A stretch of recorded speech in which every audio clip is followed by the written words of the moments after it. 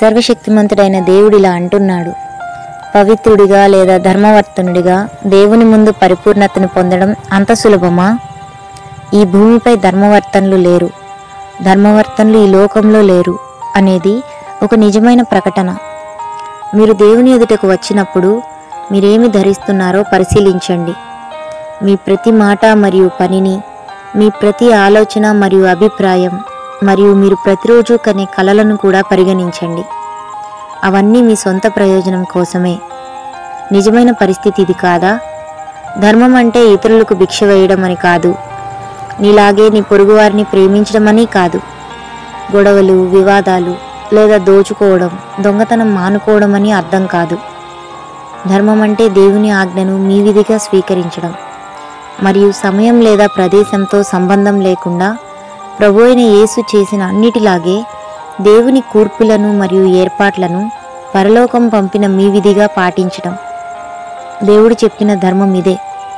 లోతును ధర్మవర్తనుడు అని పిలువవచ్చు, ఎందుకంటే ఆయన తన సొంత లాభ నష్టాలను పరిగణలోకి తీసుకోకుండా దేవుడు పంపిన 2 దేవదూతలను రక్షించాడు. ఆ సమయంలో ఆయన చేసిన పనిని మాత్రమే ధర్మమని చెప్పవచ్చు, కానీ అతన్ని ధర్మవర్తనుడైన మనిషి అని అనలేము. లోతు దేవుణ్ణి చూశాడు కాబట్టి ఆయన తన 2 కుమార్తెలను దేవదూతలకు బదులుగా ఇచ్చాడు. కానీ గతంలో అతని ప్రవర్తన అంతా ధర్మం కోసం నిలబడలేదు. కాబట్టి నేను ఈ భూమిపై ధర్మవర్తనులు లేరు అని అంటాను.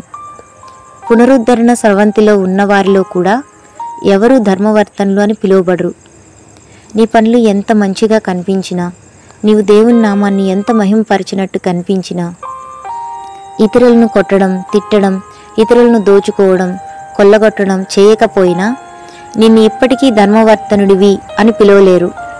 ఎందుకంటే ఇది సాధారణ వ్యక్తికి ఉండే సామర్థ్యమే.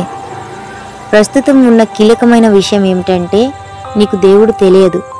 ప్రస్తుతం నీవు కొద్దిగా మామూలు మానవత్వాన్ని కలిగి ఉన్నావని మాత్రమే చెప్పవచ్చు, కానీ దేవుడు చెప్పిన ధర్మంలోని అంశాలు ఏవీ లేవు. కాబట్టి నీవు చేసే పనిలో దేనికి నీకు దేవుడు తెలుసని రుజువు చేసే సామర్థ్యం లేదు. దుష్టులు తప్పక శిక్షించబడతారు. వాక్యం శరీరమందు ప్రత్యక్షపరచబడును. సంపుటి 1 నుండి సంగ్రహించబడింది.